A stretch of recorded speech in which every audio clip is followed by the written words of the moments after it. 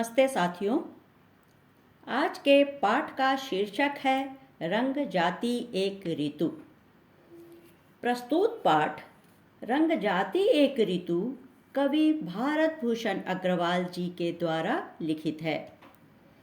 इस कविता के माध्यम से कवि बताना चाहते हैं कि परिश्रम और साधना का फल जरूर मिलता है। जैसे नन्हे नन्हे पौधे सारे कष्ट सहकर आगे बढ़ते गए और साधना की तो उन पर सुंदर सुंदर फूल उग आए। इन फूलों ने ही बसंत ऋतु की शोभा बढ़ाई है। इन्हीं फूलों के कारण ही बसंत ऋतु को ऋतुराज भी कहा जाता है। इस कविता में कवि यह सीख देना चाहते हैं कि हमें जीवन में हमेशा संघर्ष करना चाहिए। सामने आए मुसीबतों का दृढ़ता से सामना करना चाहिए। आइए हम सब इस पाठ का प्रश्नोत्तर करते हैं। सर्वप्रथम इस पाठ का मौखिक प्रश्नोत्तर करेंगे। मौखिक का पहला प्रश्न है, फूल को देखकर कवि को क्या अनुभव हुआ? उत्तर है, फूलों को देखकर कवि को असीमित आनंद की प्राप्ति हुई। फूलों की सुगंध और उसका रंग रूप देखकर कवि का मन तृप्त हो गया। अगला प्रश्न है, कवि ने बसंत ऋतु को धन्य क्यों माना? उत्तर है, कवि ने बसंत ऋतु को धन्य कहा है क्योंकि बसंत ऋतु में वातावरण अत्यंत सुखद मालूम होता है। सभी पेड़ पौधे रंग बिरंगे फूलों से लद जाते हैं। चारों ओर फूलों की खुशबू फैल जाती है। चारों दिशाएं फूलों के रंग से रंगीन जान पड़ती हैं। अगला प्रश्न है, नन्हे फूल ने कवि से क्या कहा? नन्हे फूल ने कवि से क्या कहा? उत्तर है, नन्हे फूल ने कवि से कहा, हाँ, बसंत ऋतु धन्य है, पर इसमें उसका कोई हाथ नहीं।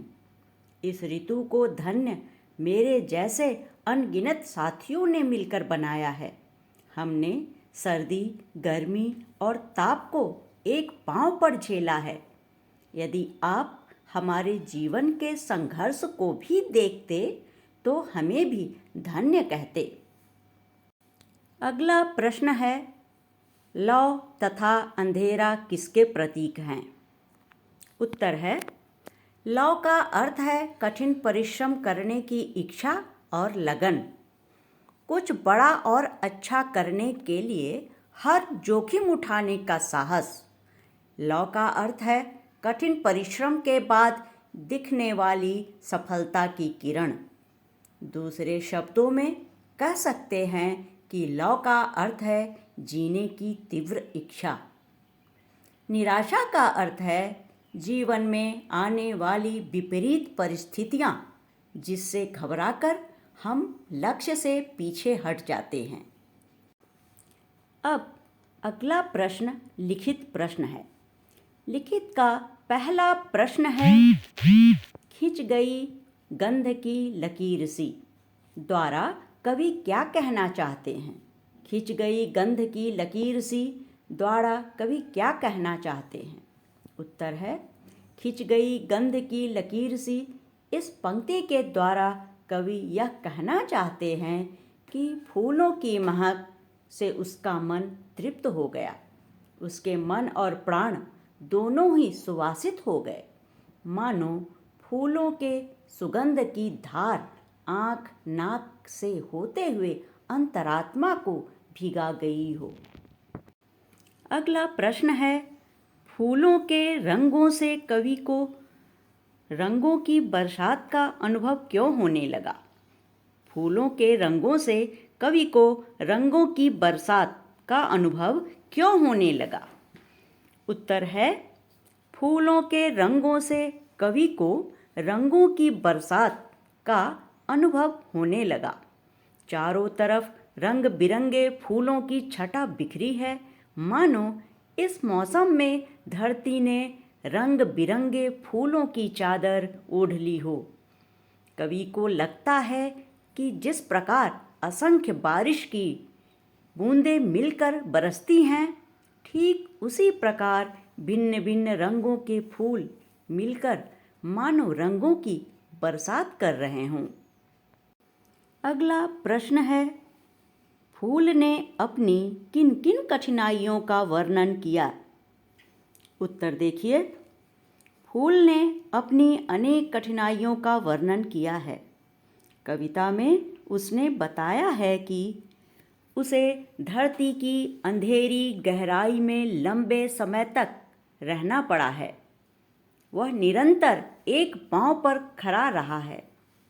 उसने अनवरत जाड़ा, पाला, धूप और बरसात का सामना किया है। उसे मिट्टी में दुबक कर रहना पड़ा है।